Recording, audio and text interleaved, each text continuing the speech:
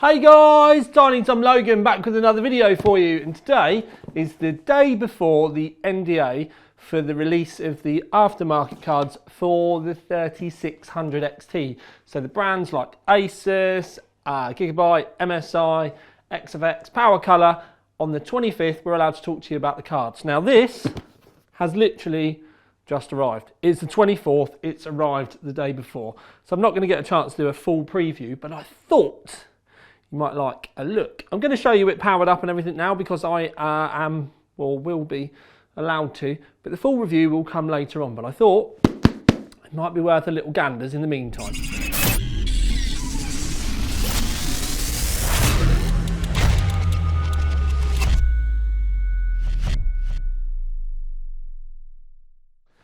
I've no idea why I'm using the funky camera angle-y thing. Well, I do. It's just because I can't show you some stuff that's going on in the background, so I've had to do it up here like this. Anyway, so when you pop the box open, actually no, we'll show you some stuff on the box first, because look, it has a full cover cold plate. Now, when this is zoomed in, it shows you that it actually touches the memory modules and stuff as well. So it's not just cooling the core on the GPU side of things, it's cooling around the outside as well. So there's a big copper plate, and then you can cool the memory bits as well, which can help with memory overclocking and stuff. But if nothing else, it should help with longevity. It will also show us up here, look, that there is a cold plate design. There we go, we can see it better there with a little bit of light. So there is active cooling on the card with a little fan and a blower, and then there are some like heat sinks and stuff that go around the memory for all the little like MOSFETs and stuff that may produce a bit of heat further on down the card. And also you can see up here that it says RGB fans and shroud, which I am going to show you. But inside the box, it's actually, there's not a lot going on inside the box at all, if I'm honest, and I have already taken the card out. So you get a couple of the Velcro tabs. I think I need to turn that light around so you can see a little bit better. You get some normal zip ties, it's a bit boring. You get some stickers, again it's kind of very generic. And then with the driver side of things, there's no driver CD in there, but the reason why I did want to show you what was in here is you get a thank you card, which is nice, I suppose. There's a setup card in there as well, but you get like these, what I can only assume to be like trading cards, and I thought this was pretty cool. Don't zoom in on my face. There you go. So you can see there, and you've got like little bits down the bottom here about overclocking and stuff like that, and it's very plain on the back, but then that I thought, well, yeah, it's okay. And then you do get the, I've shown you these in the past, it's a bit of silicon, it's like the PCB substrate, and it's a little mini ruler. I'm not sure why you'd need a ruler like that. Anyway, so keeping things mega raw as I rip everything apart. Dun dun dun! What can you see in the background? Okay, I'm not going to get in trouble. So, anyway, time to have a look at the card. Although I'm probably going to need to zoom in again for that. So, la la! This is the card. Now I have to do a lot of juggling with this because I'm trying to hold the card and also hold the radiator up, because there's a 240mm radiator on there. We'll get to that in a minute.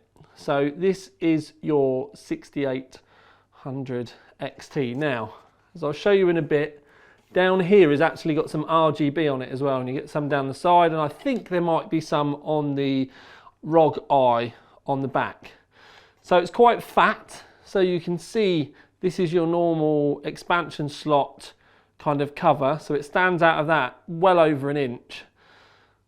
So it's a fairly deep card. Lengthwise, it isn't too bad, I have to be honest. So that's where your normal PCI Express slot would end, so it's not that much further over. Down this end, there is, come on, there is, there we go, you can see a couple of PWM headers there, and there is also a BIOS switch up at this end, which you can switch between P mode and Q mode, so performance and quiet. One of the things I would say though, little bit of a tip for anyone that buys an Asus graphics card, is install their software for the GPU and just go in there and hit the OC button. Literally just tap that, don't touch anything else, get out of it, and it will pre-overclock your card for you beyond that performance mode, and you'll get a lot of extra FPS. You get the normal slots around the back, so there's a couple of display ports, a HDMI 2.1, and then there's also USB Type-C. Now, on the radiator itself, 220mm fans. They are addressable RGB as well, but one of the things I can tell you from this wad of cables up here, which I think if I was going to end up building this into a case, I would have to find some way of kind of like tidying them up to try and stop them drawing attention to themselves. But all of the RGB and the fan power goes down into the graphics card itself, so you can control it via the software. So with that, that means you haven't got any external headers to go and add. You don't have to add anything extra into your motherboard. You don't have to worry about extra fan connectors either. You don't actually even have to use the ones on the card. It does it all built into a single unit. So although the cables down the, they are fairly long cables as well, I think they're 50, maybe 60 centimeters long there, so plenty long enough. But the only bad side of it is you do have cables running down the coolant hose. So, you know, it swings in roundabouts. They've done it the way so that it's simplest to use, but it's not the tidiest.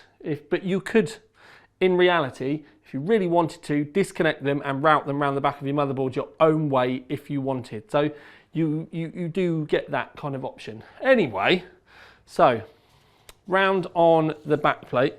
Oh, look at those capacitors in the back there. Woohoo! It's ram-packed. But anyway, see the ROG eye? I would say this is quite a safe backplate design. It's quite understated, but then again, we are going to have this all light up. Now, I am wondering, because this lights up, how pretty it's going to be for a vertical mount. And sadly, I'm not going to be able to vertical mount it for the video because I just don't think I'm going to have enough time. But I think I've waffled enough for a preview that we need to get this into a case. And the only other thing that I should say, which I'll say again in a minute, is it's going to be 2460 megahertz for the boost. The game clock's 2100 and something, but at the end of the day, the game clock's kind of like an absolute bottom, and it all kind of goes up from there on in anyway. So 2360 is the number that we need to know. Other than the price, which I actually genuinely don't know yet, and neither do Asus, as far as when I made the video. Power up time. Power Rangers. Power up. Okay, so I've just gone to install this, and it's dawned on me that they've set the radiator up with the fans blowing this way, because the open part of the frame is where the intake is, which means it's blowing through the radiator that way. So if I was to just simply bolt this into the case, into the front, it's going to be dragging the air out that way. So you are going to have to consider the airflow pattern of your case. I personally would say this has been set up to be put in the roof of the case as an exhaust and blow the hot air up and out. Now that's all well and good, but I have a 360mm AIO in the roof of the test rig to try and keep the CPU temperatures down, because in reality CPU temperatures are going to be warmer than GPU temperatures, definitely with water going on. So it puts me in a little bit of a predicament, and if I'm honest with you, for a preview I'm not going to overthink it too much, and I'm just going to leave the radiator out on the side for you guys to be able to have a look at, and we'll have a look at the lights better like this, but at least you know why I've not fitted it properly. The view from underneath, I actually really like those ridges. That's quite pretty. I would say that it's going to suit being vertically mounted a lot more, but then with the length of those hoses. I know it's going to be a problem for a lot of you, but it could be. It's just gone into passive mode. So that's another really nice thing. Those fans aren't going to spin all the time, just like a normal graphics card. The reason why the table's cutting it off is because I'm right on the floor so I can show you. But these all do light up lovely, and so does the little eye on the side. The eye on the back plate is not lit up, amazingly. So in a normal orientation, I'm actually going to say that the view of the back plate and the side is a bit plain. I think it kind of needed more. It definitely needed that logo on the back to be lit up more. Yeah, and like I said, if I pan right out so that you can see, if the card was vertically mounted, then the length of these hoses is probably going to cause a problem, because the case is never going to be that far away. I think it's going to be a good one if you're going to be mounting at the front. I just think you might come into some problems otherwise. I like the fact that it all links up though. That side of things is a good thing.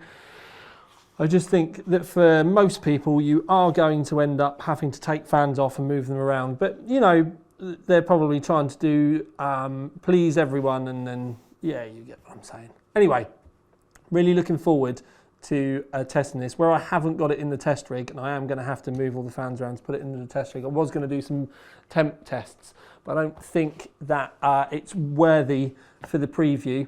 So my thoughts, overweighing thoughts. Hoses feel a bit long, if I'm honest. Not enough lighting on the back. Definitely needed more lighting on the side, because it's kind of really plain unless it's going to be vertically mounted. And then if you do vertically mount, a lot of cases, these might be a problem. But it could look better in something like their own Helios, for example, which is an enormous case, but only time is going to tell, and maybe I'll be able to get something in there for when I actually get a chance to do a full review with testing.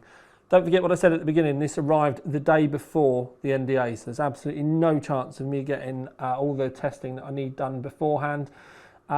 So it's going to be a couple of weeks before I get to break back onto this, but I did want to share what it looked like with you in the meantime. So yeah, let me know what you think, peeps. ROG Strix LC 240mm AIO cooled Radeon RX 6800 XT. Going to be looking forward to testing this little beaut. Will it make any difference to the overclocks? Is it going to be cooler? Will it be quieter? Only time's going to tell.